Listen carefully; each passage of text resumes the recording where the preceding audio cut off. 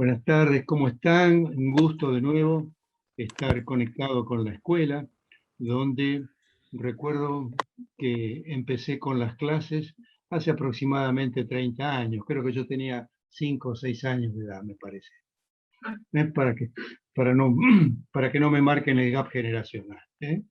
Bueno, hoy vamos a desarrollar esta materia de esta especie de contrato público que es el contrato administrativo, y me parecía importante dar una visión global con conceptos que son esenciales en el contrato, partiendo primero del modelo actual de Estado, es decir, el modelo de Estado servicial y de buena administración. En segundo lugar, una recorrida por los distintos principios que regulan, que modelan la actividad contractual, y finalmente tomando un elemento esencial y de gran discusión doctrinaria, que fueron las potestades de la administración pública durante la vida del contrato administrativo, para ver cómo han funcionado a lo largo de todas las instituciones propias del contrato administrativo. Así que, diría yo, vamos al primer marco, primer ámbito de referencia, que sería cómo funcionan los contratos administrativos en un modelo de Estado que se ha llamado modelo servicial o de buena administración. En este marco de un Estado al servicio de sus habitantes, resulta indispensable el reconocimiento y la respuesta eficaz exigida por el derecho humano a una buena administración, que provoca un replanteamiento o reformulación del derecho administrativo en su conjunto. Ahora, desde la centralidad del ciudadano, de la persona y desde su participación activa en la configuración de los intereses generales, el derecho administrativo y sus categorías deben ser nuevamente formulados, puesto que ahora la relevancia de los derechos fundamentales de la persona sugieren nuevas formas de comprender el sistema servicial del derecho administrativo.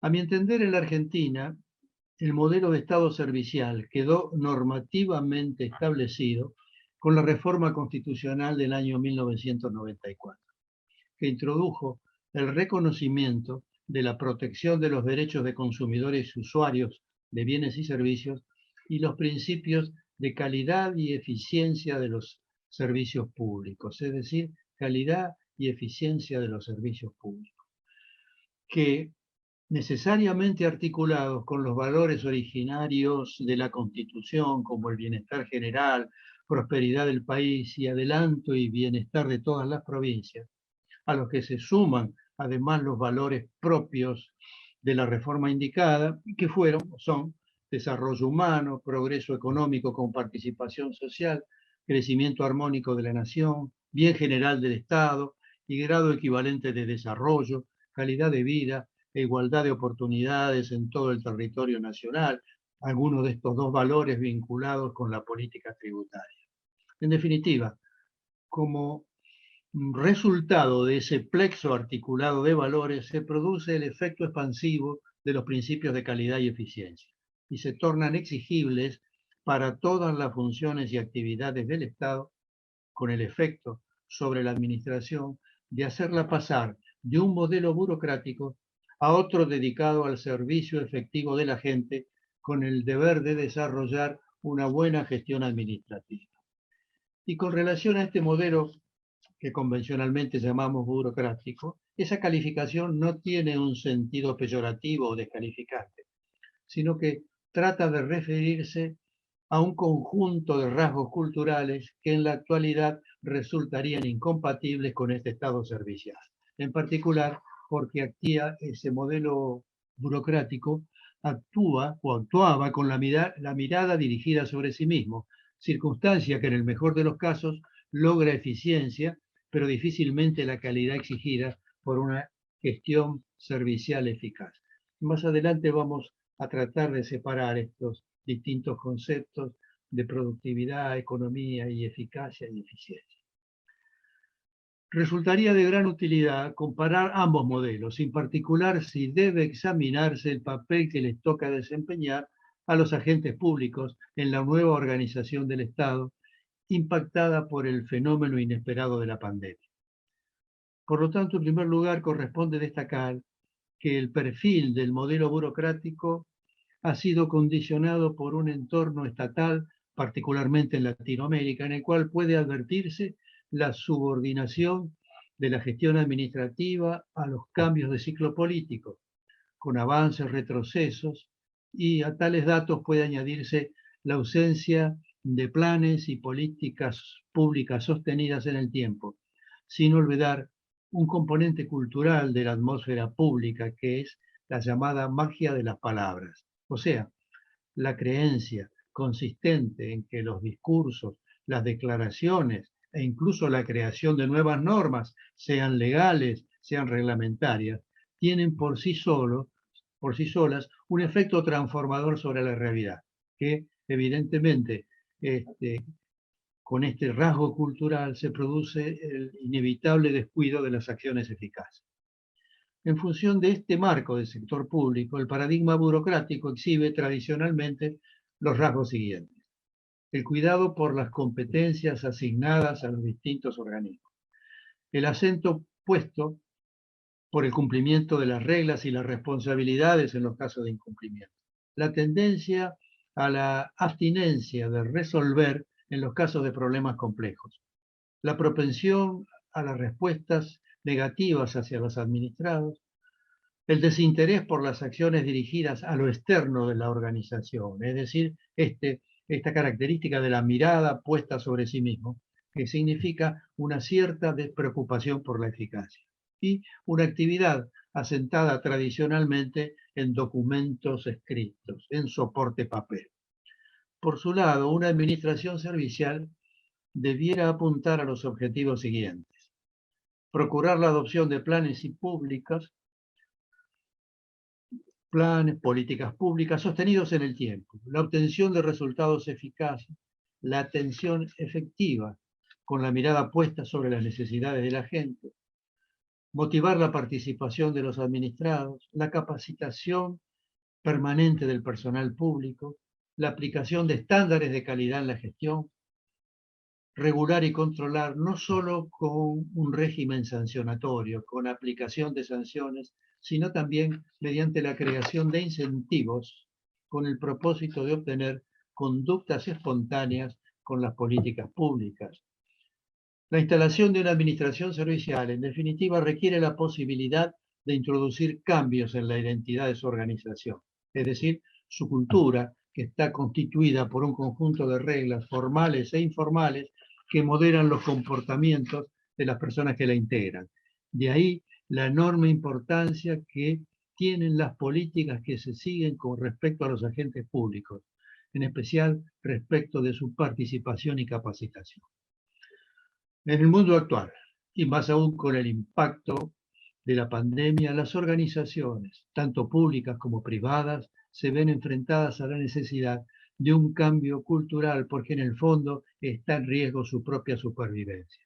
Hoy es habitual que el Estado, y en particular su administración, se vean enfrentados a la solución de los problemas llamados perversos, como los efectos de la globalización, la demanda y la protesta sociales en franco crecimiento, el deterioro económico causado por la pandemia, con los consiguientes reclamos gremiales, la aceleración de la innovación tecnológica, la expansión generalizada del llamado teletrabajo, la falta de motivación o el de desempeño eficiente de los agentes públicos, el activismo judicial, la militancia política de los medios de comunicación, ciertos casos de corrupción en el sector público, la inseguridad, el narcotráfico y la violencia de género en franco crecimiento. En definitiva, un conjunto de hechos de conocimiento notorio que afligen a la sociedad y acosan al Estado, con el riesgo de introducirlo ante la falta de una respuesta adecuada, introducirlo en la categoría de fracasado, dejando desprotegida a la población. Entonces, en ese marco de un Estado servicial que ha tratado de superar culturalmente al Estado burocrático, vamos a tratar de ver qué papel juega la contratación administrativa, los contratos del Estado con el enorme peso económico que tienen como factor de crecimiento para el desarrollo y, en definitiva, para la satisfacción de la sociedad. Y decimos entonces que el Estado, para cumplir con sus fines, puede actuar por sí mismo o articulando o concertando su acción con los particulares. La demanda del Estado para cumplir con sus fines propios puede ser obligatoria o voluntaria.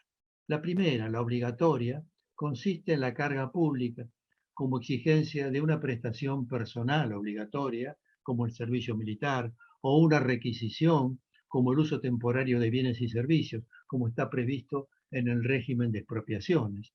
En el pasado, por ejemplo, se dio un caso muy pintoresco con la obligación de participar en la lucha contra las plagas de langosta, en la carga obligatoria de prestar ese servicio. Carga personal que era redimible, podía ser superada con la entrega de una cantidad fija de langostas muertas por el obligado. Otro caso podría ser el de un empréstito forzoso temporario, donde se dispone de los bienes públicos con oportuna devolución equitativa. En las especies de contratación pública también pueden situarse los casos derivados de las relaciones internacionales, en tratados o convenios con ese cometido. En el derecho interno se dan distintas especies de contratos celebrados por el Estado a través de sus tres poderes que están sujetos al derecho público y en ciertos casos también a relaciones de derecho privado sujetas al derecho civil y comercial. Entre los contratos situados en el ámbito público están los llamados contratos administrativos, típicamente celebrados por la administración pública del Poder Ejecutivo, pero también los que realizan los servicios administrativos de los poderes legislativo y judicial como soporte de sus funciones constitucionales, en un ámbito de actividades que en ciertos casos se llaman relaciones de superintendencia. Los contratos de la administración pública, lo mismo que sus decisiones, suelen llamarse actos, que en una etapa de nuestra disciplina se trataban como especies jurídicas distintas. Por un lado el acto, por otro el contrato. Pero actualmente se reconocen como de la misma naturaleza, como veremos más adelante al referirme a las relaciones entre el derecho administrativo y el derecho civil. La categoría de los contratos administrados y sus rasgos característicos están largamente discutidos en la doctrina, llegándose incluso, por calificados autores, a negar su existencia y utilidad.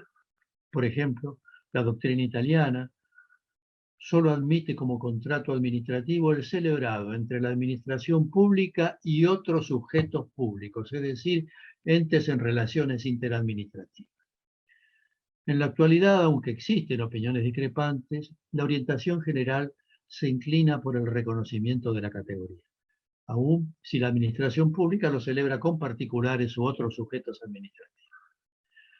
Como recuerda Marienhof, en Francia, durante los años 20 del pasado siglo, Léon Duguit, destacado doctrinario, sostenía que hablar de contratos implica referirse a una determinada categoría jurídica, y si sus elementos constitutivos están reunidos, carece de sentido tratar por separado a contratos de derecho público o de derecho privado, ya que constituyen, según este autor, una misma especie.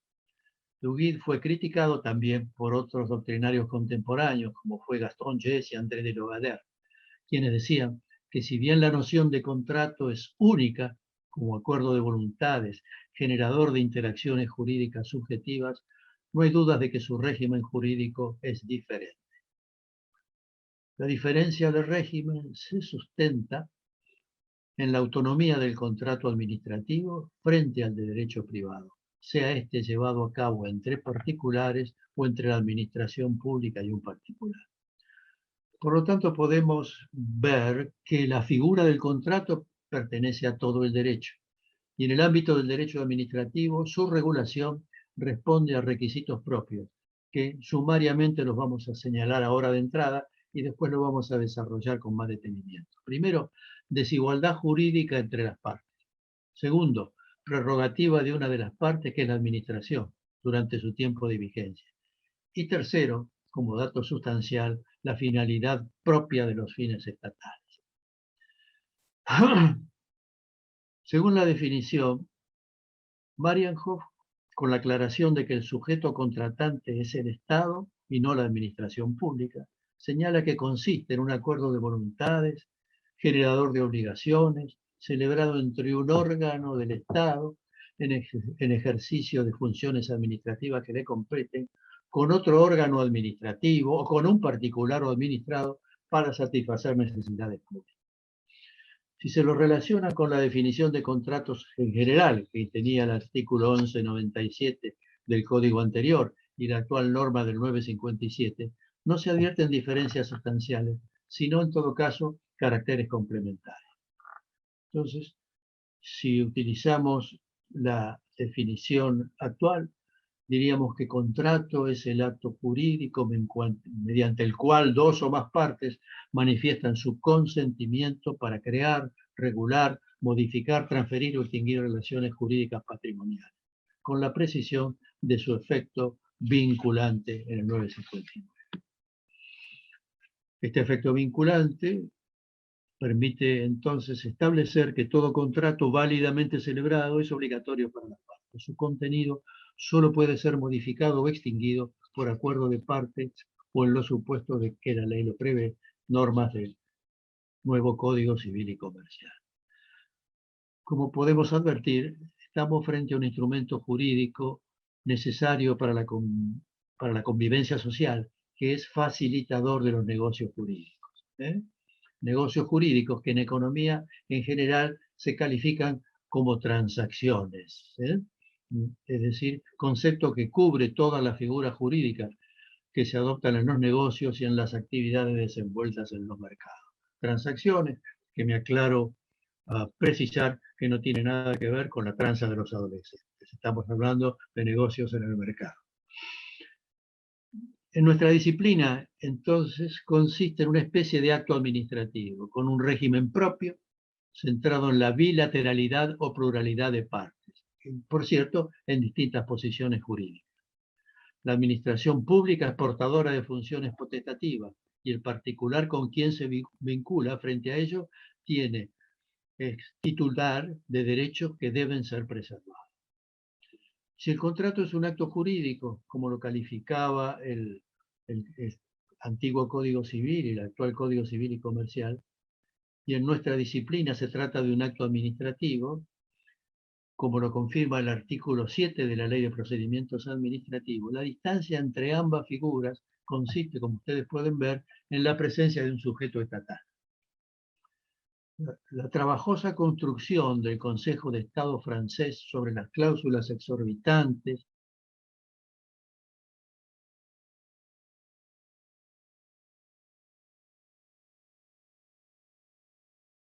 una visión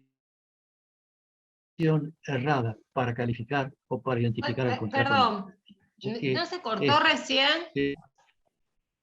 ¿En dónde? Si se cortó. No sé, ¿puede repetir lo último? Porque no se escuchó nada. Ah, sí, bueno. Mil disculpas. Acá no, por favor, está bien. Acá vengo todo en orden, pero voy a repetir. Entonces, decíamos que nuestra disciplina con el contrato administrativo es una especie de acto administrativo, con un régimen propio centrado en la bilateralidad o pluralidad de partes, aunque partes en distinta posición jurídica. La administración pública es portadora de funciones potestativas y el particular con quien se vincula es titular de derechos que deben ser preservados. Si el contrato es un acto jurídico, como lo califica el Código Civil y Comercial, y en nuestra disciplina un acto administrativo, como lo confirma el artículo 7 de la Ley de Procedimientos Administrativos, la distancia entre ambas figuras consiste en la presencia del sujeto estatal.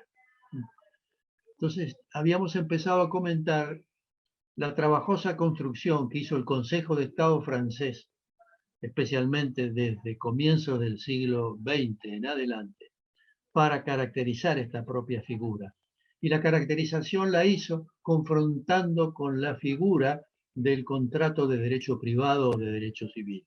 Y entonces señalaba que los contratos en que el Estado es parte como contrato administrativo se caracterizan por cláusulas exorbitantes.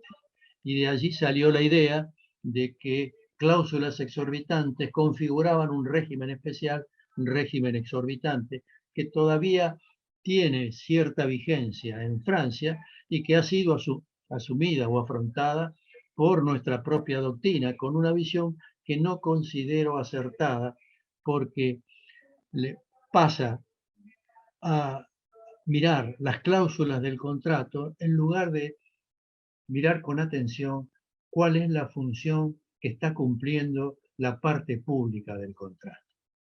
Entonces, esta trabajosa construcción del Consejo de Estado francés sobre las cláusulas exorbitantes como indiferentes y si se dieran en los contratos privados serían ilegítimas, en realidad se refieren a los caracteres propios del acto administrativo. Más aún, tienen su base en la ejecutoriedad de la función estatal administrativa. No son propias del contrato, sino de la actividad. Y cuando la administración rescinde o revoca unilateralmente, se manifiesta de la misma manera que los actos unilaterales por inconveniencia, ilegalidad o incumplimiento. La aplicación del título sobre acto que dispone el artículo 7 de la ley 19.549, recuerden que este último párrafo del artículo 7 indicaba que sus normas, las del acto administrativo, las del título del acto administrativo, se debían aplicar por analogía a los contratos públicos, ¿no es cierto? Es decir, como si se tratara de otra disciplina jurídica. Entonces, la analogía corresponde como método de interpretación cuando vincula distintas ramas del derecho. Acá en esta redacción originaria del artículo 7, entonces, hacía esta interpretación por analogía. Luego se produce la reforma del artículo 7 y el artículo propio del decreto 1023 del reglamento de Conde hace aplicables por complementación las aplicación que dispone es un conjunto normativo no por analogía, sino por supletoriedad. Y en ese sentido resultan aplicables el título de acto administrativo propio de la ley de procedimiento, las normas referidas a la forma, a la vía de hecho, al silencio o ambigüedad, a la ejecutoriedad, presunción de legitimidad, etc. ¿No? El saneamiento y la conversión, la caducidad y la revisión. Todo ello sin perjuicio de la aplicación directa de estas normas en cuanto fuere pertinente, como lo dice actualmente el artículo 7 de la Ley de Procedimientos, que sustituyó, insisto, la aplicación por analogía, que es propia entre disciplinas jurídicas, para una aplicación supletoria dentro de la misma disciplina. La administración actúa como lo hace con un acto administrativo, con la diferencia que el complejo normativo aplicable, integrado por la Constitución, las leyes reglamentarias y la materia, los pliegos de la selección, se agregan las condiciones pactadas. En el contrato, que deben ser cumplidas por la administración, respetando los derechos del cocontratante, quien cuenta con el resguardo del ejercicio de sus derechos de defensa. Aquí es interesante verificar cómo se ha producido la publicización del derecho privado en el nuevo Código Civil y Comercial. Es interesante porque ha sido una política explícita en la relación del Código Civil y Comercial, esta articulación entre el derecho público y el privado, que fue presentada en los fundamentos del anteproyecto por la comisión redactora del mismo, con una fórmula consistente en la constitucionalización del derecho privado, aclarando que la división tajante en la mayoría de los códigos existentes entre ambas categorías de derechos en el anteproyecto, en cambio, se tomó muy en cuenta los tratados en general, en particular los de derechos humanos y los derechos reconocidos en todo el bloque de constitucionalidad.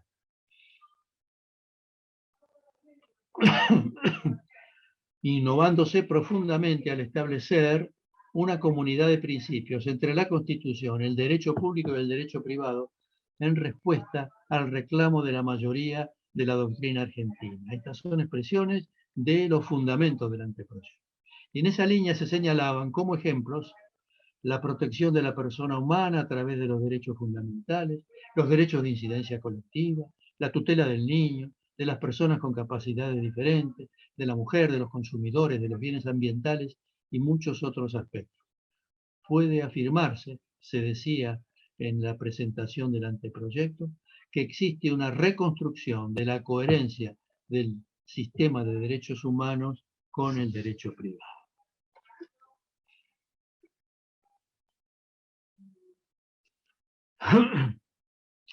El régimen de los contratos administrativos, antes de las posibles clasificaciones que pueden realizarse, presenta un grupo de caracteres comunes que derivan de su fin público y la ejecutoriedad de ciertas decisiones de la administración contratante, es decir, caracteres, por utilizar una fórmula ya antigua en derecho, serían caracteres naturales de los contratos administrativos, entre los cuales podemos destacar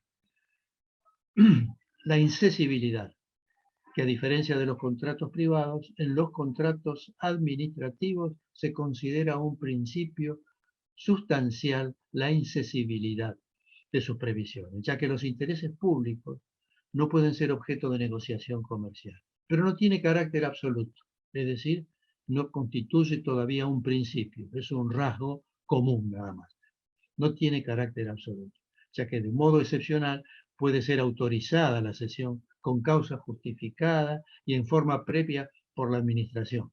La autorización es potestativa y no puede ser autorizada por el juez. Luego vamos a examinar estos dos conceptos tradicionales, tanto en el derecho público como el privado, que es prerrogativa y potestad, que habitualmente son sostenidos como sinónimos desde el punto de vista jurídico, pero que tienen un distinto perfil en el derecho. Naturalmente, corresponde distinguir la incesibilidad de la subcontratación, ya que ésta, si bien está sujeta a la autorización de la administración pública, suele estar normativamente prevista por cuanto el cocontratante, a pesar de subcontratar, sigue formando parte del vínculo con el Estado. Es típica la subcontratación en el contrato de obra pública. Primer carácter, entonces, incesibilidad. El segundo sería el de la seleccionabilidad, o sea, la administración debe siempre disponer de opciones para la satisfacción del objeto de la demanda, y la búsqueda de esta opción más conveniente se hace a través de un procedimiento de selección. Los casos de contratación directa son de índole excepcional, y luego los voy a examinar posiblemente al final de las clases, su nuevo régimen de la contratación directa para la adquisición de bienes y servicios en materia de salud y en el marco de la pandemia. La selección no se identifica con la licitación, ya que esta es solo uno de los procedimientos para elegir al mejor oferente y la oferta más conveniente. La selección está estrictamente vinculada con el plexo de valores propios de la gestión pública. Esto es moralidad, imparcialidad, anticorrupción, eficacia. En definitiva, el comportamiento esperado de una administración servicial al servicio efectivo de la gente. Entonces, segundo rasgo, selección. El tercero, la excepción de incumplimiento. Aquí en doctrina se discuta desde hace muchos años y esta excepción de incumplimiento que conocemos por la presión latina, excepto non ad impleti contractos, se discute si es inaplicable o inoponible en los contratos administrativos. Pero esta posibilidad de aplicar o no la excepción de incumplimiento la dejo para tratarla más detenidamente en los principios del contrato administrativo en su vínculo con la buena fe. Otro cuarto carácter natural del contrato administrativo es la improrrogabilidad. En esta categoría de contratos, los plazos de ejecución están regulados con precisión, ya que están conectados con la oportuna satisfacción de las necesidades públicas, o sea, la respuesta eficaz exigida por el interés general a que apunta la finalidad del contrato. El plazo fijado a la ejecución contractual también se vincula con la gestión del presupuesto público y sus tiempos en la aplicación de los recursos disponibles conforme con las pautas de la contabilidad estatal. El incumplimiento de los plazos contractuales puede dar lugar a la aplicación de sanciones y aún a la rescisión del acuerdo. No obstante, por tratarse de un carácter no esencial, tiene excepciones expresamente previstas, regladas y desenvueltas conforme a las pautas procesales administrativas. Bueno, digamos que en este aspecto, para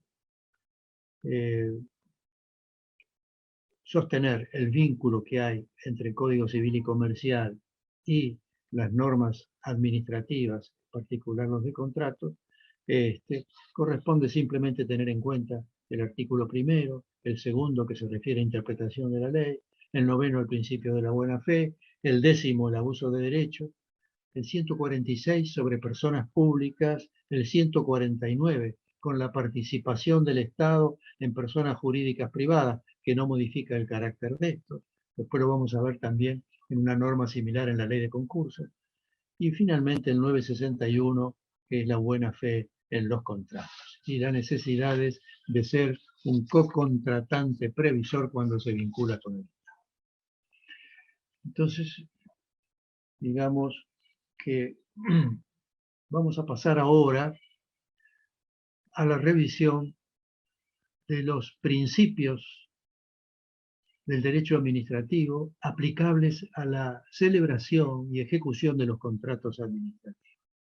Y en materia de principios, me parece importante recordar o recorrer el tema de los valores jurídicos. La labor jurídica, el quehacer jurídico, que consiste sustancialmente en la creación y aplicación de normas, además de las reglas de derecho positivo que lo regulan, está sujeto a líneas directrices constituidas por valores, principios y criterios. Estos son los tres conceptos jurídicos, estas tres líneas de dirección: valores, principios y criterios. Como ustedes saben, el valor es una cualidad del ser, algún aspecto del mismo que se considera como valioso o bueno, permitiendo formular sobre esas cualidades un juicio estimativo, que es a priori, según lo califica la axiología, y lo señala como de carácter espontáneo, emocional y condicionado por el contexto personal y cultural de quien lo emite. En el derecho argentino corresponde distinguir entre valores y principios. Y a mi entender, el plexo de valores están identificados en la Constitución, en su preámbulo y en distintas normas de su articulado, configurando valores fundamentales o constitucionales, que son, en las palabras de Carrió, opciones éticos sociales básicas que presiden los órdenes político, jurídico, social, económico y cultural. Tales valores jurídicos tienen sustancia moral, pero tal reconocimiento no significa confundir el derecho con la moral, ni que el derecho, consista en un mínimo de ética, sino que el ingreso de los valores morales al sistema jurídico tiene un carácter selectivo, orientado a la convivencia y la paz social. En cuanto a los principios jurídicos, podemos así considerar a los estándares primarios, bases, fundamentos, puntos de partida, razones o proposiciones fundamentales a partir de los cuales comienza el análisis científico, pudiéndose diferenciar entre los que son comunes a todo el saber, a todas las disciplinas, y los que son específicos de cada sector del conocimiento, debiéndose señalar que tienen el carácter de principios porque no pueden ser asimilados a reducidos a otro del mismo orden. Los comunes son de orden lógico, como los de no contradicción, identidad, razón suficiente, y otros que, por servir como punto de partida para todas las ramas del conocimiento, se los califica como primeros principios o axiomas. En el ámbito del derecho, los principios se consideran como pautas o patrones que actúan como soporte lógico y valorativo para la creación de las normas positivas, de carácter público o privado y de alcance general como particular. En materia de principios, los principios jurídicos los podemos ordenar, y esto va a tener relación con el contrato administrativo, los podemos ordenar por plexos o grupos articulados de ellos conforme a la siguiente categoría. Principios constitucionales, que son generales, garantías o sustanciales, por su aptitud para funcionar como estándares aplicables a todos los procesos de creación y aplicación del derecho, tales como reserva de la ley, juridicidad, legalidad, equidad, razonabilidad, debido proceso, proporcionalidad, buena fe, etc. Pueden ser también institucionales o sectoriales, que son los que sustentan o conforman una determinada rama o institución jurídica. Pueden consistir en la adaptación de un valor o principio general a una institución específica, como acontece con el valor de la igualdad, que unido a los principios de legalidad y debido proceso administrativo, se traduce en trato igualitario o correcto comportamiento en el procedimiento de selección de los cocontratantes de la administración. Y acá adelantamos entonces que, siguiendo en esto las enseñanzas de Fiorini, nosotros, en lugar de hablar de trato igualitario en la selección, vamos a hablar de un principio de correcto comportamiento y veremos luego qué contenido jurídico tiene. Hay también principios adjetivos o procesales, que aspiran a asegurar los derechos personales y la eficacia en los procesos de creación y aplicación del derecho. Con relación al procedimiento administrativo, podemos incluir en esta categoría el principio llamado informalismo, la búsqueda de la verdad material, la instrucción o actuación de oficio, el debido proceso y la eficiencia y eficacia de los trámites, etc.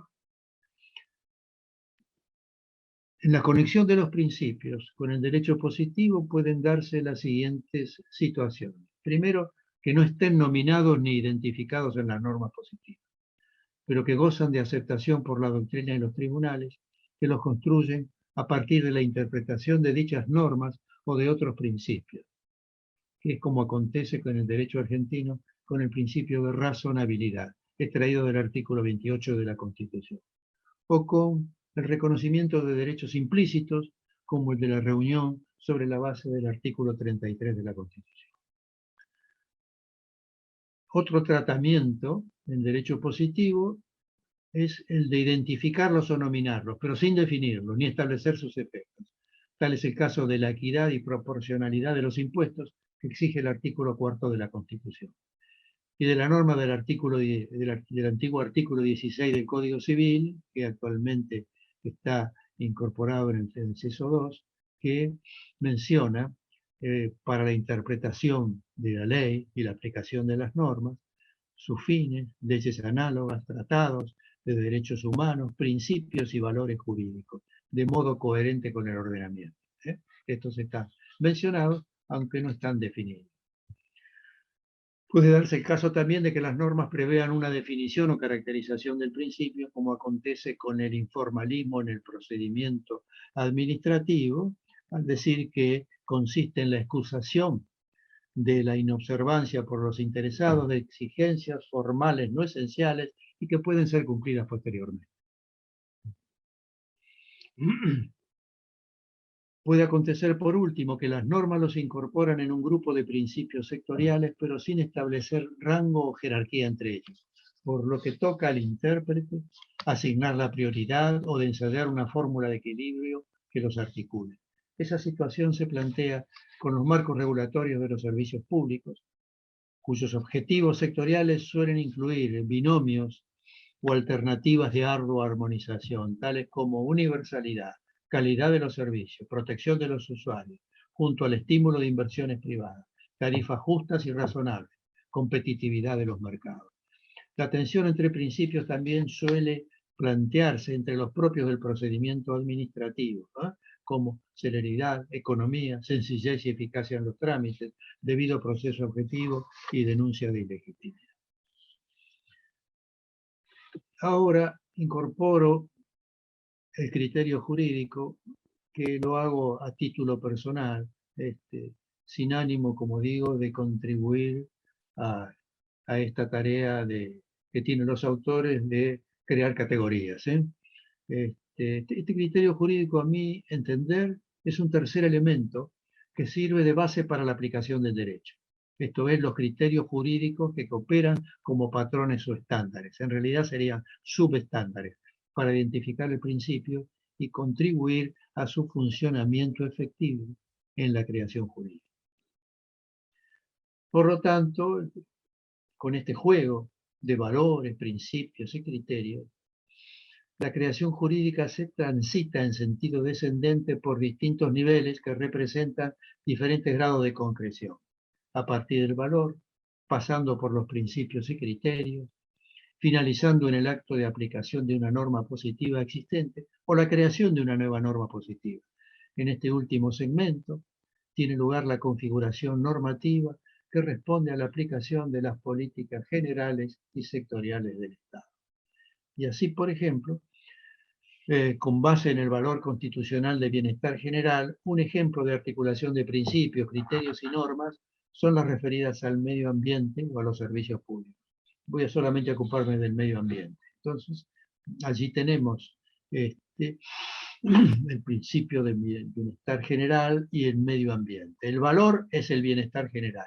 Está contemplado en el preámbulo de la Constitución. Los principios serían medio ambiente sano, equilibrado y apto para el desarrollo humano, artículo 41 de la misma Constitución. Y los criterios serían establecidos también en la norma: uso racional de los recursos, preservación de los recursos naturales, preservación del patrimonio natural y cultural, preservación de la diversidad biológica, información y educación ambiental, obligación de recomponer el daño ambiental, y por último, las normas positivas, como serían las leyes de presupuestos mínimos de protección ambiental y las leyes provinciales complementarias. ¿Sí? Una construcción similar podemos hacer con respecto a los principios referidos a los servicios públicos, de los cuales, como les comentaba al principio, sobre la calidad y eficiencia de los servicios públicos, sirvió para configurar este principio de administración servicial. Hay principios generales que son de carácter relevante con la fisonomía que asumen en el derecho administrativo. Los principios generales, a pesar de estar previstos en la legislación como pautas supletorias para resolver cuestiones civiles dudosas, como en el artículo 16 del antiguo Código y el artículo 2 del segundo, han tenido un efecto expansivo y hoy se los considera, siguiendo la doctrina dominante, como fuente del derecho, tanto del público como del privado. En tal sentido, opina Marianjo que los referidos principios provienen de preceptos básicos y esenciales del derecho romano, del derecho natural, del derecho de gente, de la moral y del ordenamiento jurídico. Y agregaba: todas estas fuentes han constituido jalones en la historia del progreso de la humanidad, y ahí que sus preceptos básicos e inmutables deban aceptarse como luces que orientan el espíritu de los hombres en la solución de sus temas.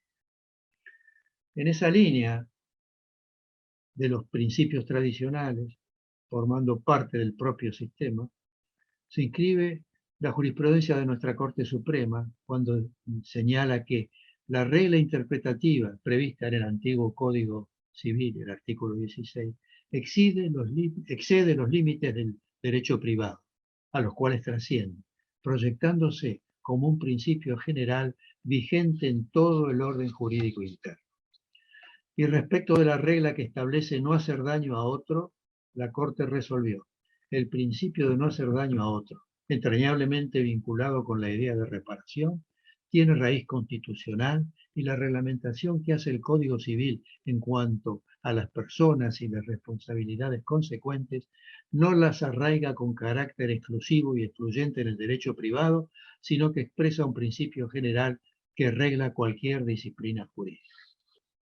Entonces, para hablar de los principios del derecho, quería señalar un riesgo, ¿no?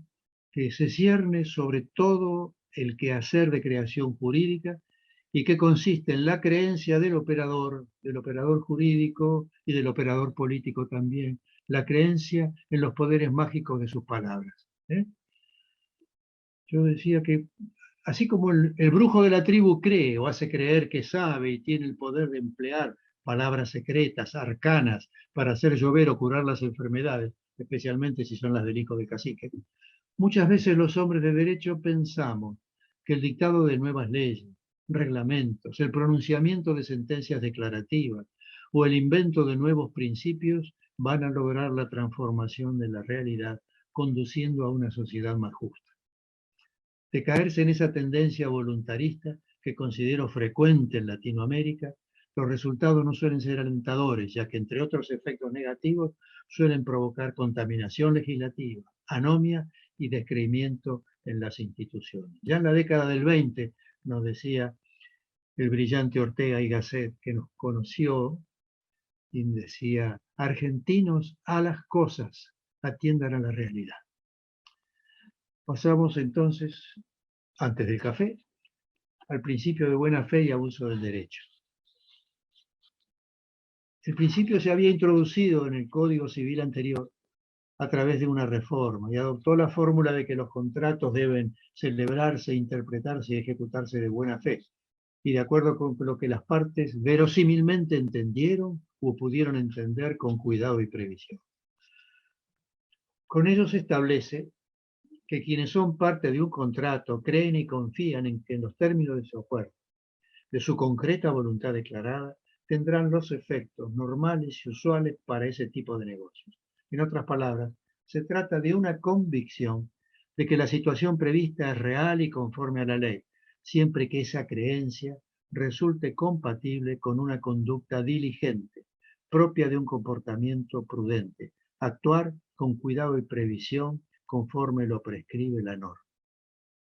La diligencia, el cuidado, se mide en función de estándares provistos por usos y costumbres, tal como el comportamiento que ustedes recuerdan de derecho, un buen padre de familia o un buen hombre de negocios. El principio no solo se aplica en el derecho privado, sino en todo el sistema jurídico.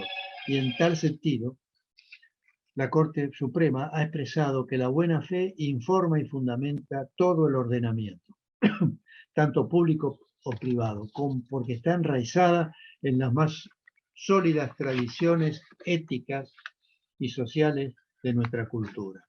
Una de sus derivaciones, y observó el tribunal, es el derecho de todo ciudadano a la veracidad ajena y al comportamiento leal y coherente de los otros, sean estos particulares o el propio Estado, por lo que el actuar en forma contradictoria, venir contra el hecho propio, es un aspecto de la dimensión ética de la buena fe. Ese deber de coherencia gobierna tanto el ejercicio de los derechos como la ejecución de los contratos, incluso los administrativos, como lo dijo la Corte. En nuestra doctrina y jurisprudencia, la teoría de los actos propios se construye como una modelación de la buena fe. Así se desprende de los numerosos fallos de la Corte Nacional, la cual sostiene que no es lícito hacer valer un derecho en contra de una conducta anterior interpretada objetivamente según la ley, las buenas costumbres y la buena fe, que exige coherencia del comportamiento, o sea, necesidad de observar en el futuro la conducta que los actos anteriores hacían prever. Del principio de buena fe derivan criterios de interpretación que se aplican a los contratos administrativos y que pueden sintetizarse de la manera que sigue. Las palabras de los contratos deben entenderse en el sentido que les da el uso general, aunque el obligado pretenda que las ha entendido de otro modo. Otra regla es que los usos y costumbres tienen gran relevancia para la interpretación. Las dudas deben resolverse a favor del deudor y en el sentido de su liberación. La buena fe exige hablar claro y las expresiones dudosas funcionan en contra de quien redactó el contrato. Los hechos de los contratantes que siguieron a la celebración del contrato y que se relacionan con lo que se discute constituyen la mejor explicación de la intención de las partes. Como criterio de protección del principio de buena fe, se aplica el estándar negativo del abuso de derecho, que en definitiva constituye un ejercicio irrazonable de un derecho propio. La referida reforma del Código Civil lo instituyó como regla positiva. A los fines que aquella tuvo en mira, reconocer lo que es impuesto por la buena fe, la moral y la... Otro criterio de protección de la buena fe radica en la figura de la lesión enorme, incorporada también por esa reforma del Código Civil histórico y que permite demandar la nulidad o modificación de los actos cuando una de las partes, explotando necesidad, ligereza o inexperiencia de la otra, obtuviera por medio de ellos una ventaja patrimonial evidentemente desproporcionada y sin justificación. Más adelante me voy a referir a la modulación de la buena fe y a los criterios de interpretación conectados más de cerca con los contratos administrativos.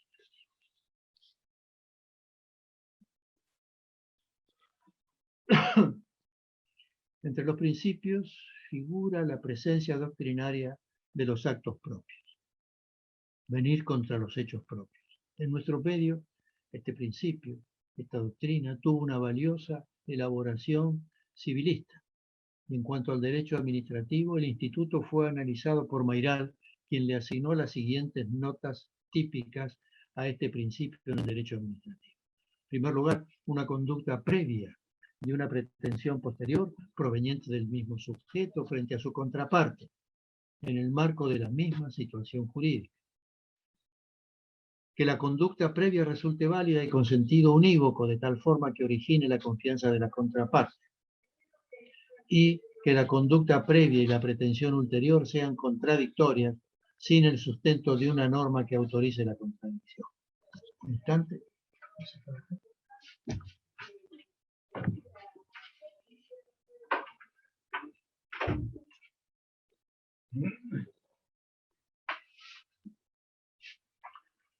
Mayral agregaba que esta doctrina tiene un carácter residual, ya que funciona supletoriamente ante la ausencia de una norma específica. Por lo tanto, no consiste en una forma de interpretación de la voluntad de quien contradice, porque su aplicación puede resultar contraria a su voluntad, ni tampoco está conectada con la preclusión procesal. La Corte Suprema aplicó esta doctrina en varios casos, aunque no formulándola de modo precisa y cuidadosamente identificada. Un caso Subdesa, por ejemplo, analizó la conducta de la ex municipalidad de la ciudad de Buenos Aires, que había invitado, entre otras empresas, a la parte actora, debidamente inscrita en el registro de proveedores, con la finalidad de celebrar una contratación directa. La comuna, luego de formular la invitación, excluyó a la empresa de la selección, invocando que había cometido faltas que le impedían contratar. El tribunal entendió que la exclusión resultaba contradictoria con los propios actos de la municipalidad, configurándose el ejercicio de una conducta incompatible con otra anterior deliberada, jurídicamente relevante y plenamente eficaz, lo que no resulta jurídicamente admisible.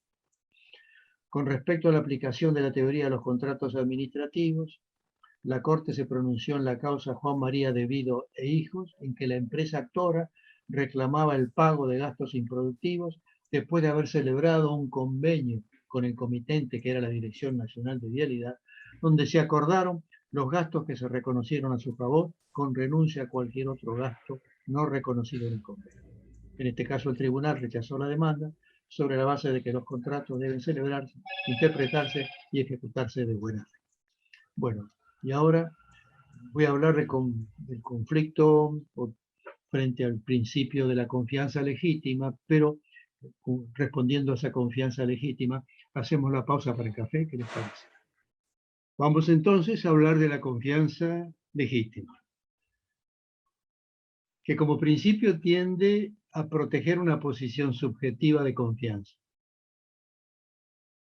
causada por una circunstancia con aptitud para generarla y en una actuación de buena fe de quien la invoca, siempre que su conducta se haya ajustado a un estándar de prudencia y cuidado que a menudo funciona en los contratos. A diferencia del venir contra hecho propio, la confianza legítima, la conducta que la genera, puede en ciertos casos resultar ilegítima sin que ello opte a la aplicación del principio. Si bien la Corte, para resolver los cambios de conducta de la administración, suele acudir a las doctrinas de la buena fe y los actos propios, en algunos casos ha introducido un matiz diferencial de la confianza legítima, como en el caso Rosselló del año 2003, donde ante una liquidación errónea proveniente de la acumulación de beneficios profesionales, la administración exigió al jubilado la devolución de las sumas recibidas en exceso. El tribunal consideró con sustento en una interpretación amplia y no meramente literal de las leyes previsionales de naturaleza alimentaria, que no correspondía tratarlo de peor modo que a quienes en las relaciones civiles estaban obligados a restituir, casos en que no hay obligación de devolver lo consumido. Este precedente es considerado como un caso de aplicación de la doctrina de la confianza legítima. La Corte lo abordó luego de modo más explícito en el caso Revestec, en el que se discutía la responsabilidad del Estado con motivo de la modificación de un régimen cambiario a cuyo amparo el actor había importado acero. Si bien la demanda fue rechazada por decisión del tribunal, resulta interesante señalar lo sostenido por dos de sus miembros en votos disidentes, quienes consideraron que el actor era titular de un derecho adquirido y que su situación puede catalogarse, al haber efectuado las operaciones de importación, como de legítima confianza en el cumplimiento por parte del Estado de las pautas cambiarias que había fijado. Y agregó que un Estado de Derecho no puede desligarse de la obligación de reparar en la medida en que el interés comunitario lo exija los perjuicios que la alteración de una política o medida establecida haya provocado sobre los derechos adquiridos de los particulares. Por último, hay que recordar el pronunciamiento de la Corte en el caso Provincia de San Luis, donde uno de los miembros del tribunal, al votar, expresó enfáticamente: el orden jurídico de la nación debe proteger la confianza suscitada por el comportamiento de otro, porque la confianza resulta una condición fundamental para la vida colectiva y la paz social. Y sin dudas, el mal es mayor cuando quien defrauda la confianza que ha producido es el propio Estado.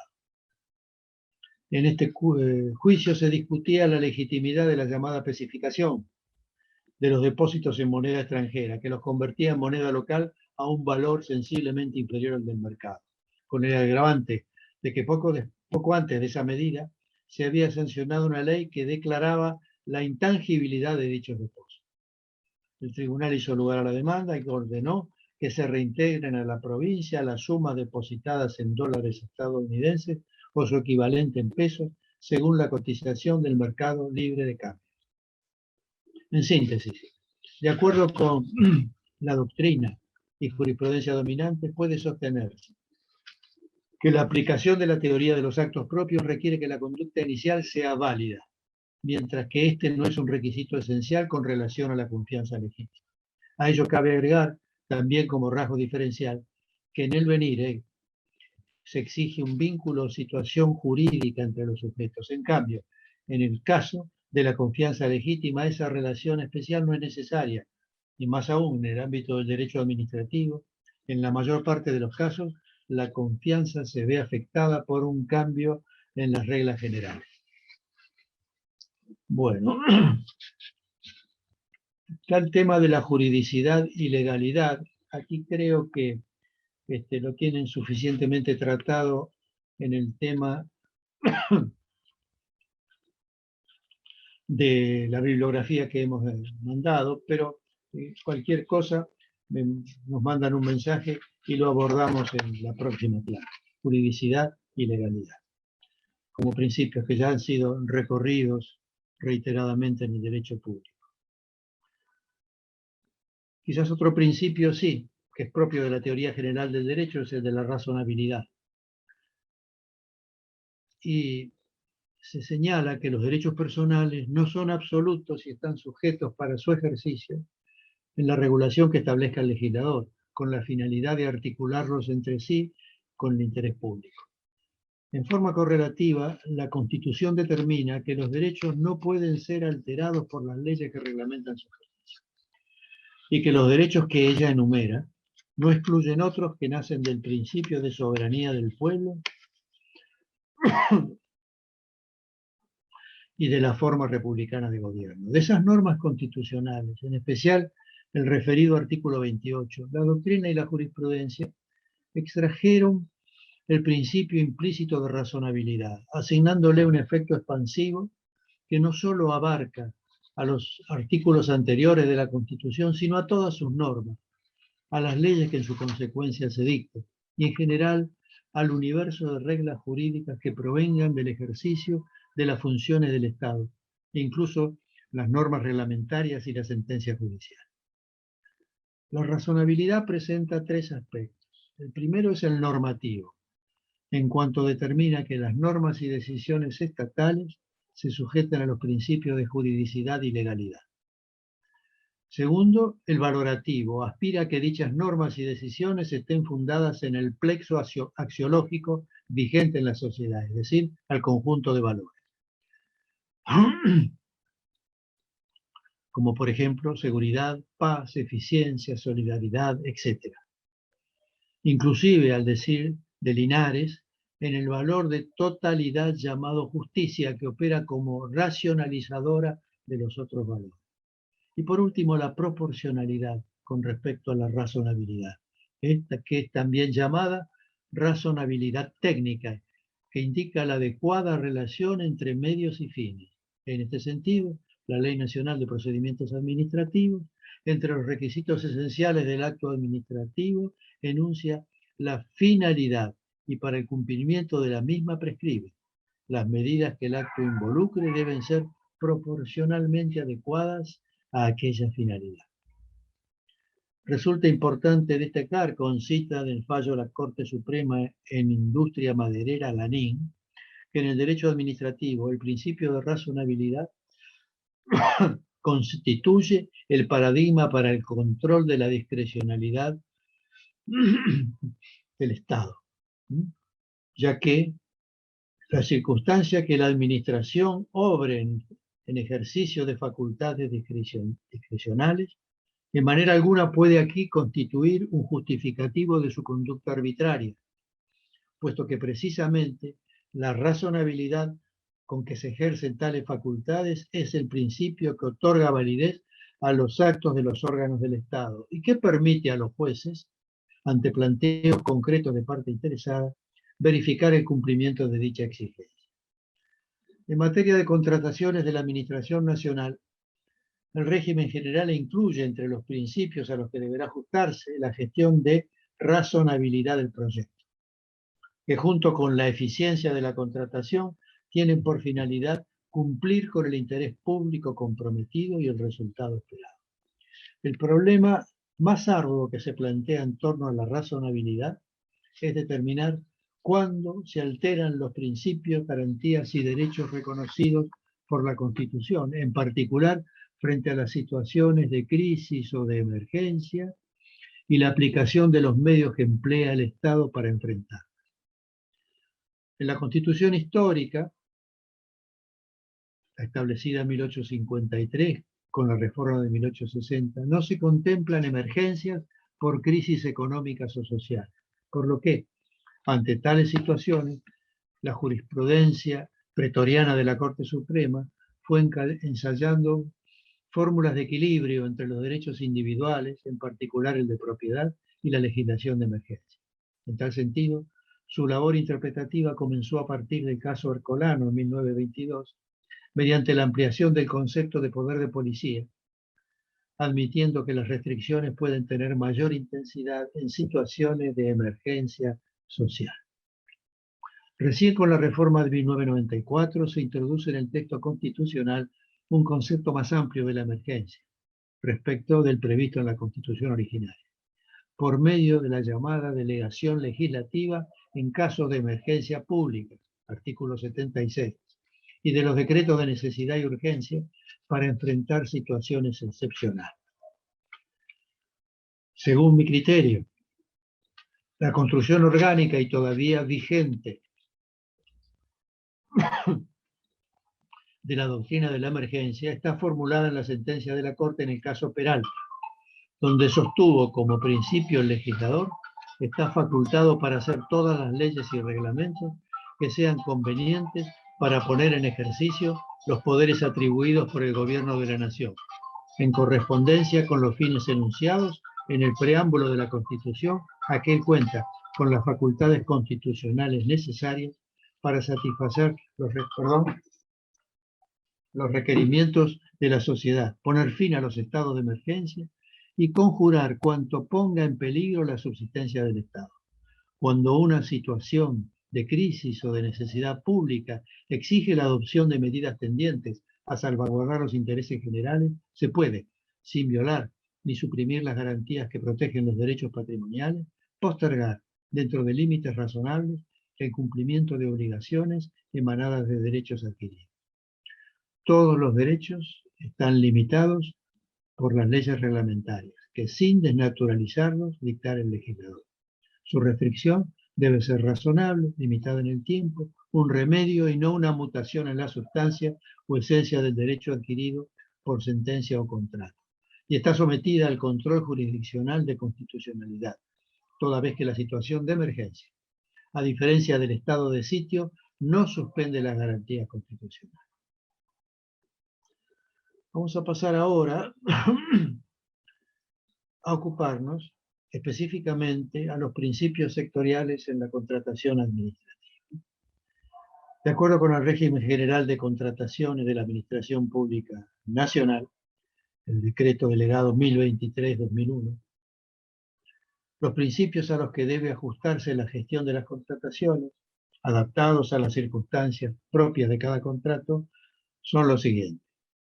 Razonabilidad del proyecto y eficiencia en la contratación para cumplir con el interés público comprometido y el resultado esperado. La promoción de la concurrencia de interesados y la competencia entre oferentes.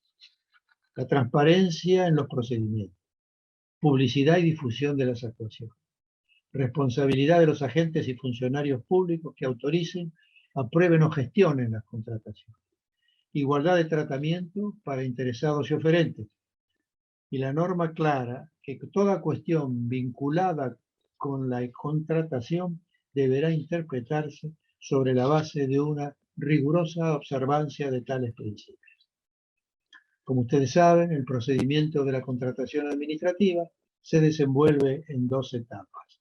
La primera de las cuales es la selección, durante la cual tiene lugar la formación o preparación del contrato, mientras que en la segunda se desenvuelve la ejecución o el cumplimiento del contrato. En cada una de ellas se transita un procedimiento administrativo específico en el que se adoptan diferentes y sucesivas decisiones, algunas con el carácter formal de actos administrativos. Como la actividad contractual de la administración se desenvuelve conforme a reglas del procedimiento, resultan aplicables los principios procesales de informalismo. Más precisamente, que hablar de informalismo se trata de atenuación de la preclusión procesal. La búsqueda de la verdad material o objetiva, la instrucción o actuación de oficio, el debido proceso y la eficiencia en los trámites, conforme lo establece la Ley de Procedimientos Administrativos en el orden nacional. Entre los principios sectoriales, la norma los califica de generales porque se aplican a todos los contratos administrativos, con adaptación a cada uno de las especies de contratos administrativos. Dijimos que el primero era la razonabilidad del proyecto. Y recordar entonces que la selección comienza formalmente con el acto administrativo de autorización, que contiene la convocatoria a presentar ofertas, la elección de la especie de procedimiento de selección a elegir, licitación, concurso, la aprobación de los pliegos de bases, condiciones y en su caso de especificaciones técnicas, y la imputación del crédito previsto en el presupuesto o en otra fuente legal y específica de recursos. Si el acto de autorización se refiere a la contratación de una obra pública, se incluye en sus previsiones la aprobación del proyecto y su correspondiente presupuesto. Ahora bien, antes de la autorización para iniciar el procedimiento de selección, tiene lugar una actividad interna de la administración, que consiste en la preparación de su demanda, etapa que se llama de configuración, diseño o preinversión de la demanda de la administración. Durante ella se elige la prestación, bien o servicio, destinado a satisfacer la necesidad pública específica que justifica la concertación. En esta etapa funciona el principio de razonabilidad del proyecto, que debe responder a los requisitos generales que hemos puntualizado precedentemente, esto es, sujeción normativa, fundamento valorativo y proporcionalidad. Con relación a este aspecto, resulta importante destacar la necesidad de que la gestión administrativa se desarrolle de acuerdo a políticas, planes y programas establecidos que den racionalidad y continuidad a la acción y el gasto públicos, evitando las decisiones coyunturales e improvisadas que solo aspiran a tener un impacto político y mediático sin tener en cuenta el bienestar general. Como factor social de control ante los proyectos que carecen de razonabilidad, juega un papel importante la participación ciudadana a través de distintos medios que comentaré más adelante. En el segmento de configuración de la demanda gravitan también significativamente las políticas macroeconómicas de orientación del poder de compra del Estado, tendientes a favorecer la producción de las empresas nacionales a través de regímenes promocionales, que se llamaron Compre Trabajo Argentino, Ley 25.551, Compre Argentino, Decreto Ley 5340 del 63 y Contrate Nacional, Ley 18875. El Compre Argentino y el Contrate Nacional fueron dos regímenes. El primero, el histórico del 5340 del 63, fue derogado por la Ley 27.437, que se denomina ahora Compre Argentino y Desarrollo, mientras que mantuvo la Ley de Contrate Nacional, que es la Ley 18.875. Tales políticas operan desde lo jurídico de los siguientes modos. Establecen requisitos para la configuración de la demanda que son obligatorios para la administración. Estas cláusulas de desarrollo muchas veces no significan precio más bajo, sino que se consideran concurrentes a políticas de desarrollo económico. Vedando o estableciendo condiciones diferenciales para el establecimiento de las empresas extranjeras, es decir, limitando la participación de empresas extranjeras a través de una reserva de mercado o la obligación de asociarse con empresas nacionales, tales como funcionan como requisitos de admisibilidad en la selección, y otorgando tratamientos preferenciales favorables a las empresas locales o de los bienes de producción nacional, que aplican como factores de evaluación al momento de determinar la conveniencia de las ofertas de elección. Son entonces tratamientos preferenciales, en cierto modo discriminan a quienes son los destinatarios y que necesitan, por cierto, de sustento legal. No pueden ser creados por norma reguladora o del Poder Ejecutivo. Hay otro caso también, otro de los rasgos propios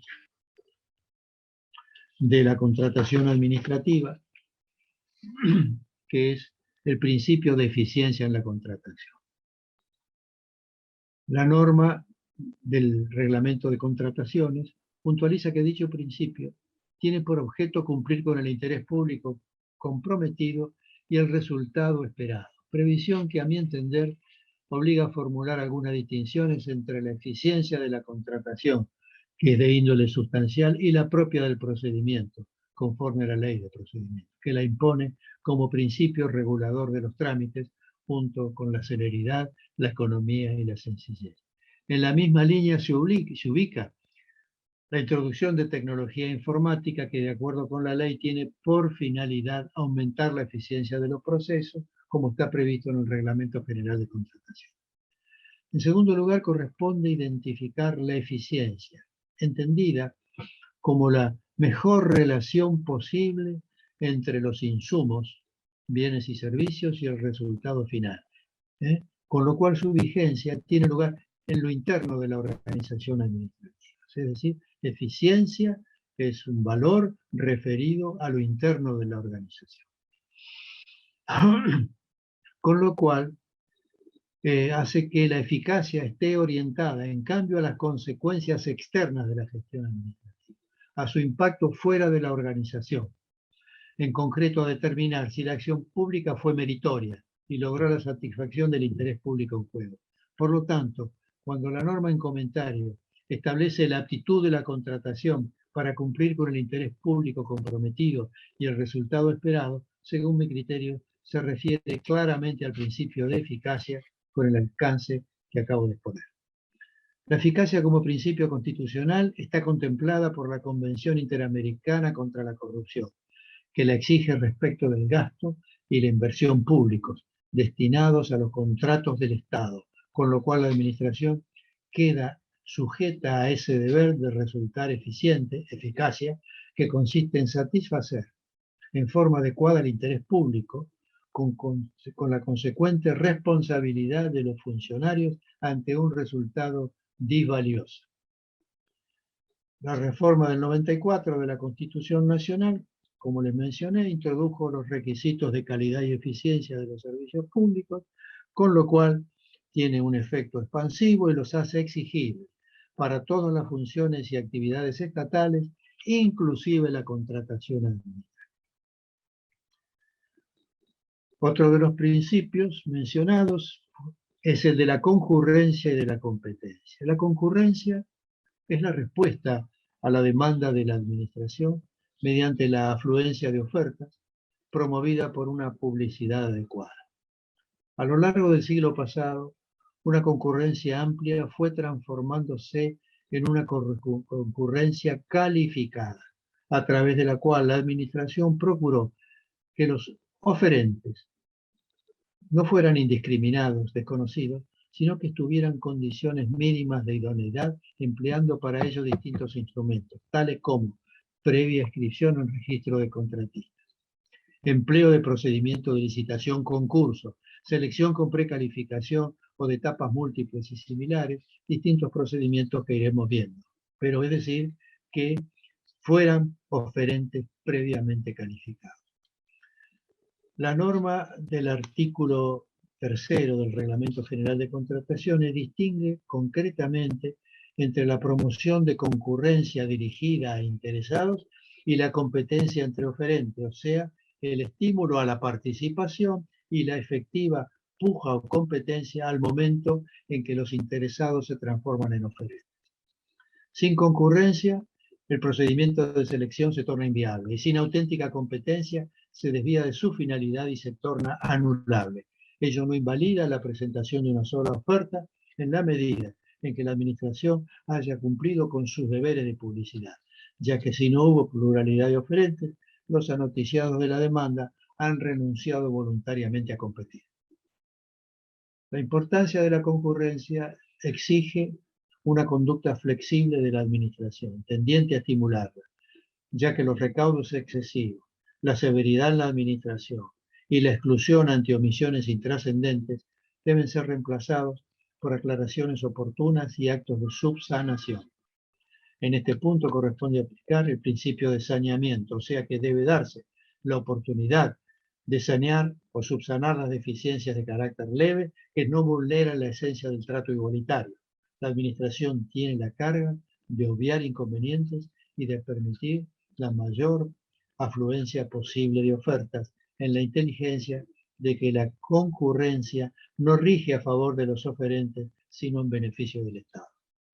En cuanto a la competencia, se relaciona con el principio de correcto comportamiento de los oferentes, que como les dije, los examinaré luego, y tiende a evitar los acuerdos entre ellos tendientes al aumento de precios u otra forma de responder abusivamente a la demanda que ha hecho la administración. Otro grupo de principios son los relativos a la publicidad, la difusión y la transparencia, que exige, digamos, alguna precisión en cuanto a los conceptos. La publicidad es un principio que se aplica a todas las funciones y actividades del Estado y por lo tanto también regula el procedimiento de contratación de la administración a través de 3 modalidades. Publicidad, propia de las actividades de la administración pública, que permite el control de sus actos por la sociedad. Segundo, la publicidad como instrumento para requerir ofertas, promover la concurrencia y asegurar la competencia. Y tercero, el carácter público del procedimiento y la posibilidad de acceso a las actuaciones por los interesados y los sujetos. En clara vinculación con la publicidad, la norma del reglamento de contrataciones, agrega el principio de transparencia y luego aclara que todo el proceso de contratación debe desenvolverse en un contexto de transparencia que se basará en la publicidad y difusión de las actuaciones emergentes de la aplicación de este régimen, la utilización de tecnologías informáticas que permitan aumentar la eficiencia de los procesos y facilitar el acceso de la sociedad a la información relativa a la gestión del Estado en materia de contrataciones y la participación real y efectiva de la comunidad, lo cual posibilitará el control social sobre las contrataciones públicas. Como puede advertirse, ese artículo se refiere a las 2 primeras modalidades de la publicidad que indiqué, por lo que cabe preguntarse si la transparencia puede ser distinguida de la publicidad.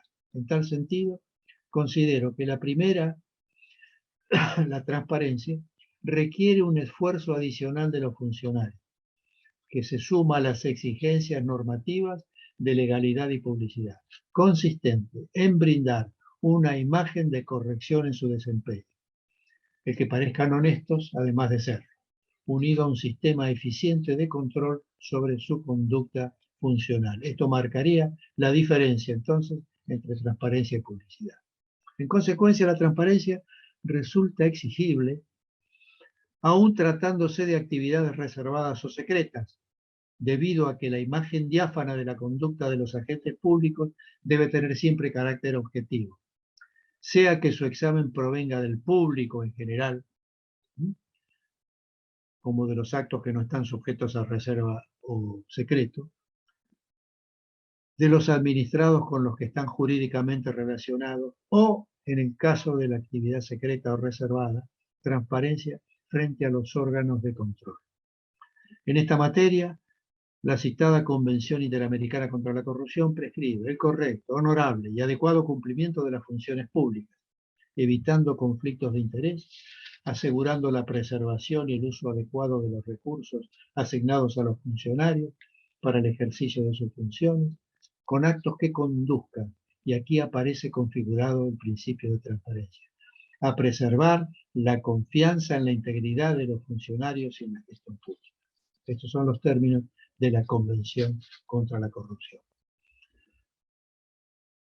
Corresponde señalar que en forma paralela y en conexión con el procedimiento de contratación se desarrolla el de ejecución presupuestaria, cuyos caracteres varían según si el contrato origina gastos, ingresos o combina ambos. Y en este aspecto, con relación a los gastos, se recorren las siguientes etapas.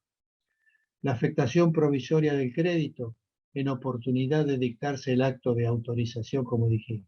Segundo, el compromiso, o sea, la afectación definitiva del crédito al resolverse la adjudicación. Y tercero, la verificación y liquidación de la obligación con sustento en la documentación presentada por el cocontratante, factura, certificado de obra, informe de avance, para hacer el pago. Y la orden de pago y el pago. Esto, digamos, son el desarrollo del compromiso presupuestario y de su ejecución. La ejecución presupuestaria también conlleva la ejecución de un principio de transparencia fiscal, por el cual se establece que toda la documentación de carácter físico y financiero generada por la administración tiene el carácter de información pública y será de libre acceso para cualquier persona interesada en conocer, identificándose en particular la documentación relativa a los contratos, las órdenes de compra, todo tipo de contratos firmados por la autoridad competente, así como las rendiciones de fondos anticipados, las órdenes de pago ingresadas a la tesorería y los pagos realizados por ella. Insisto en que seguramente acercándonos al final del curso hablaremos del procedimiento de contratación con motivo de la pandemia. Otro de los principios es el de igualdad de tratamiento. Se trata de un principio tradicional centrado en el deber de la administración durante la selección, consistente en brindar un trato imparcial y no discriminatorio a quienes participan de ella, ya sea como interesados o bien como oferentes, especialmente respecto a estos últimos, ya que pasan a ser titulares de derechos subjetivos, públicos, procesales, que les permiten exigir un correcto desenvolvimiento del proceso de selección. En rigor, la igualdad es consecuencia de la conducta imparcial que debe observar la administración en todas sus relaciones. Pero actualmente, su ámbito de vigencia se ha ampliado para transformarse en correcto tratamiento o comportamiento regular para todos los actos de la selección, por lo que el deber unilateral de la administración ha pasado a ser un deber de corrección que alcanza a todos los que participan del procedimiento. O sea, de la administración hacia interesados y oferentes, de estos hacia aquella y de los oferentes entre sí. El correcto comportamiento genera deberes de reciprocidad estrechamente conectados con el papel de colaboración que desempeñan los co-contratantes de la administración. Y la corrección debe reflejarse en la demanda que formula la administración y también en las ofertas que responden a su llamado. El principio no se limita a dispensar un tratamiento igualitario, sino también a la configuración de una demanda imparcial, objetiva, que esté exenta de imprecisiones y a la elaboración de pliegos claros, aclaraciones de oficio, la respuesta precisa y no elusiva en el pedido de aclaraciones, el saneamiento de las fallas formales y, en definitiva, a la conducta de todos los actores que dé lugar a la mayor concurrencia y a una competencia leal, real, a fin de lograr la mejor satisfacción del interés público, teniendo especialmente en cuenta que el comportamiento desleal y amañado de los oferentes afecta la regularidad del proceso, del mismo modo que la parcialidad de la administración.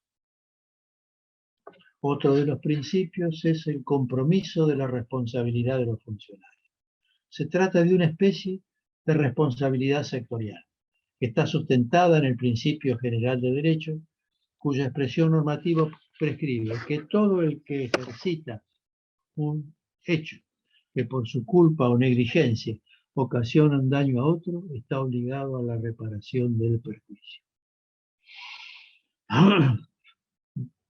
Normas de los códigos de derecho privado, del Código Civil y del Código Civil y Comercial, que establecen también reglas al ámbito del derecho administrativo. El reglamento de contrataciones incluye una norma que establece la responsabilidad de los funcionarios que autoricen, aprueben o gestionen las contrataciones por los daños que causen al Estado, como consecuencia de su culpa, dolo o negligencia. Con anterioridad a la Ley de Administración Financiera, la Ley 24629 de ejecución presupuestaria había determinado la nulidad de todo contrato celebrado con incumplimiento en las normas de la Ley de Administración Financiera. No obstante, por una ley posterior, se suprimió la nulidad, ampliando la responsabilidad personal de los funcionarios con sus bienes patrimoniales para el caso de que no cumplan las normas de la Ley de Administración Financiera, que es la Ley 24156. Por último, cabe recordar las severas reglas en materia de responsabilidad que contienen los regímenes de fomento de la producción y de protección de las empresas nacionales, que establecen la nulidad de los contratos celebrados en infracción al régimen y la responsabilidad penal de los funcionarios y personas que estén involucradas.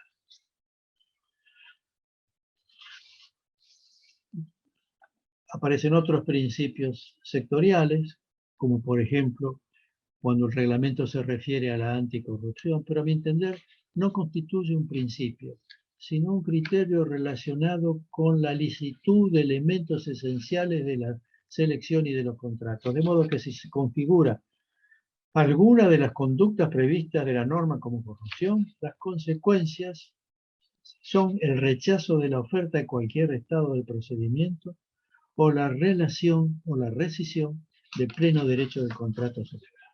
En cambio,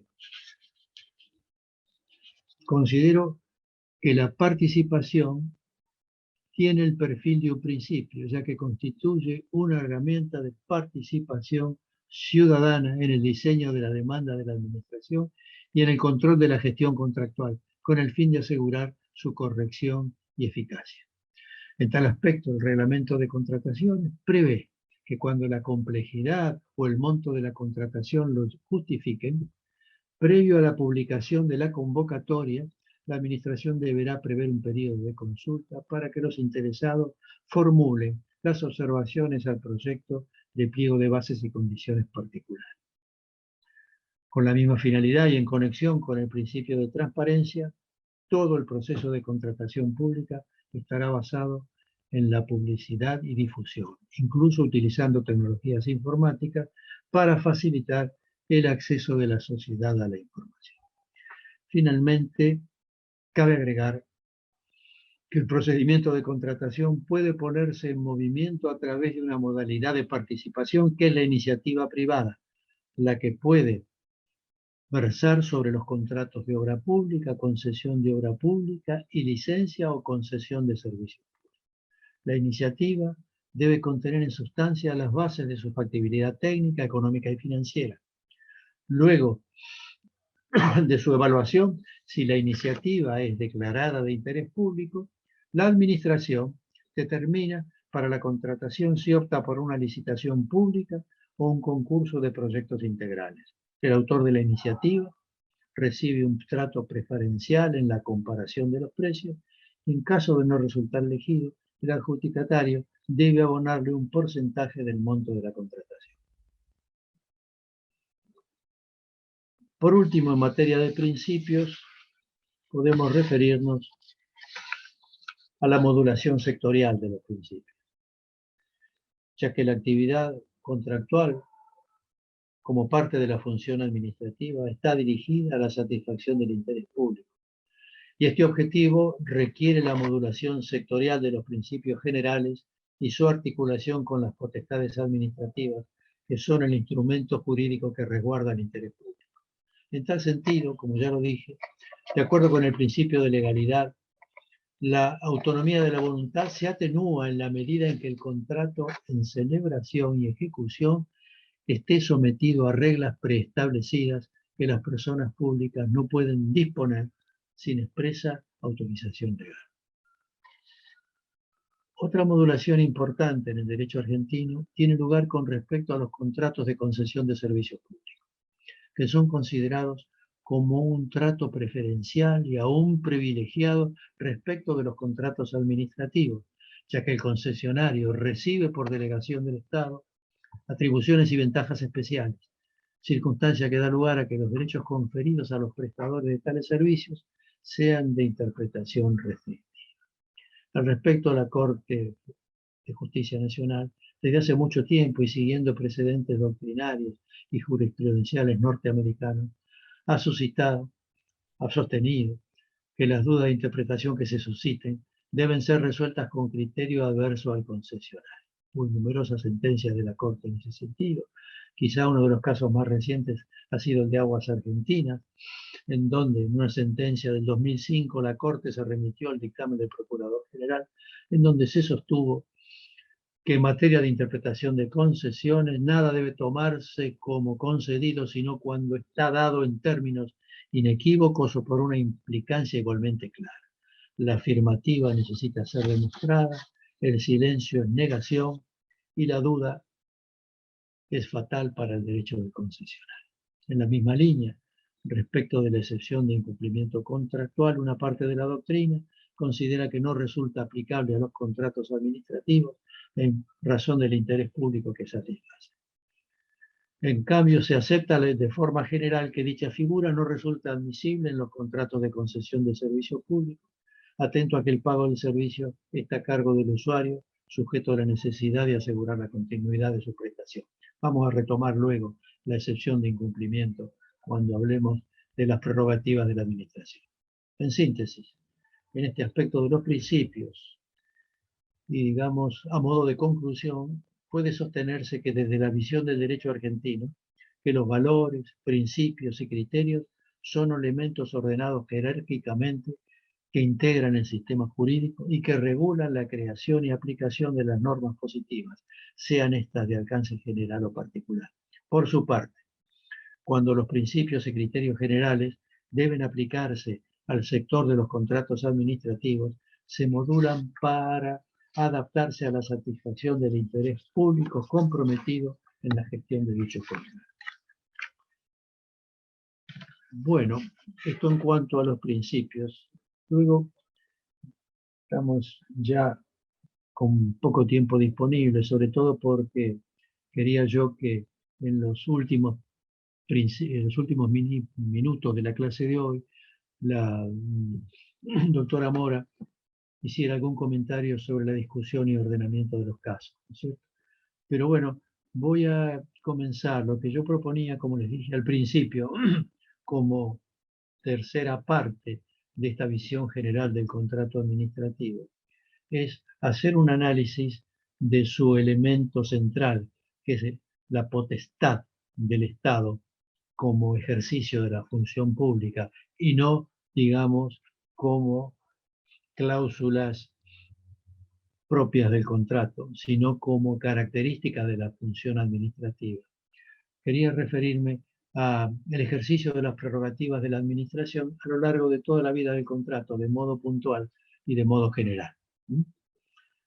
Y entonces, digamos, yo comenzaría señalando algunas ideas de punto de partida y después retomaremos el tema en la próxima clase. Al hablar de las potestades administrativas, se impone, como les dije hace un rato, una distinta significación entre prerrogativa y potestad, por lo menos para justificar el punto de vista del reemplazo de las prerrogativas por la potestad. La palabra potestad en su raíz latina se refiere al poder o facultad de mandar, y conforme a ella, el diccionario de la Academia le asigna significados de dominio, poder, jurisdicción o facultad que se tiene sobre una cosa. Por su parte, respecto de la prerrogativa, la misma fuente incluye una primera acepción, indicando que se trata de un privilegio, gracia o exención que se concede a una persona para que goce de ella en forma regularmente conectado a su dignidad, empleo, cargo. Y se añade un segundo significado que la caracteriza como la facultad importante de alguno de los poderes del Estado en orden a su ejercicio o a las relaciones con los demás poderes de clase semejante. Una primera aproximación posibilitaría tratar ambos conceptos como si fueran sinónimos, jurídicamente intercambiables. Pero una observación más detenida permite advertir matices diferenciales con consecuencias jurídicas. En efecto, la prerrogativa está unida a la idea de privilegio y de facultad importante de un poder del Estado, con lo cual su ámbito es el derecho público y la configuración de relaciones de supremacía. Recuerden que el poder ejecutivo es el jefe supremo de la nación. En algún momento vamos luego a hablar de supremacía. Por otro lado, las ideas de poder y de mando, conectadas a la potestad, campean dentro de todo el sistema jurídico y hacen referencia a un instrumento destinado a solucionar conflictos de intereses sin cuya disponibilidad sería imposible la convivencia pacífica en una sociedad. Es decir, concepto de teoría general de derecho. La potestad se aplica tanto en el derecho público como en el derecho privado. De acuerdo con la teoría clásica y en especial por su desarrollo brillante en la doctrina italiana, la potestad se definía como una voluntad plusvalente, elemento físico activo, dirigida a imponer a otro sujeto u órgano, elemento físico pasivo, obligaciones inmediatas y directas con la finalidad de resolver un conflicto económico de intereses que se llamaba el elemento económico. En la actualidad, expurgada o sacado de la definición los datos extrajurídicos, podemos decir que la potestad constituye un título de legitimación activa que permite a su portador exigir en forma unilateral, es decir, al estilo heterónomo, determinada conducta al portador de un título de legitimación pasiva con el fin de solucionar un conflicto de intereses haciendo prevalecer el de mayor jerarquía jurídica. En la teoría jurídica se dice que toda potestad es la que produce un cambio en la esfera jurídica de sujetos distintos de quien la actúa, de quien la ejerce. Cambio que es totalmente independiente de la voluntad de los sujetos pasivos. En otras palabras, la potestad se caracteriza porque proyecta sobre terceros con independencia de su voluntad, según explica el autor español de la cuenta. Conviene señalar que la descripción del modelo potestativo en sus versiones clásica y actual resulta de índole estática, ya que se refiere al modo de atribución de los títulos a los sujetos de la relación, mientras que en la cita de la Cuétara que señalé se alude a la potestad puesta en ejercicio, o sea, a su visión dinámica, que da lugar a la creación de una relación obligatoria que cobra vida propia. Es decir, una visión es el modelo potestativo donde se prevén dos sujetos, un activo y un pasivo, un portador de un título de legitimación activo y otro de un título de legitimación pasivo. Cuando es ejercida, da lugar a una relación obligatoria, coloca una carga u obligación sobre el destinatario de la potestad, a tal punto que, desaparecida la competencia del sujeto activo por una modificación legal, puede que la obligación subsista. Y a mí me gusta dar el ejemplo deseado por todos, ¿no es cierto?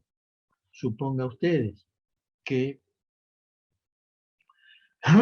el organismo recaudador del Estado sea derogado, pero ha formulado cargos por deudas impositivas, ¿no es cierto?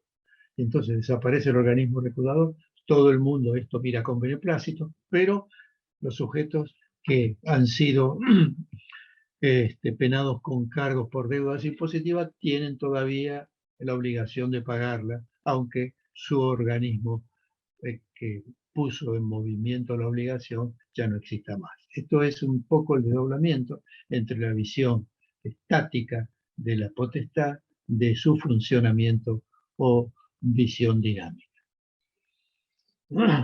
Tenemos que señalar también como teoría general del derecho que cuando en lo jurídico se hace referencia al poder del Estado, no se está refiriendo a ningún fenómeno político, social, cultural o de psicología colectiva, sino exclusivamente al conjunto de atribuciones potestativas que la Constitución y las leyes distribuyen dentro de la organización del Estado, mediante la inclusión de las competencias de sus órganos como elementos necesarios para asegurar la satisfacción de los intereses públicos. Bueno, luego, en función de estas reflexiones precedentes, me parece adecuado señalar que todavía hay instituciones de derecho administrativo fuertemente influenciadas por el derecho privado, especialmente el civil. En la formación del derecho administrativo gravitó fuertemente el derecho civil, ya que esta rama tradicionalmente había albergado los principios e instituciones de la teoría general del derecho. Pero todavía esa influencia se mantiene en nuestra disciplina, particularmente en una institución de gran predicamento que se llama régimen exorbitante por respecto de los contratos administrativos, cuyo contenido se suele señalar cláusulas exorbitantes.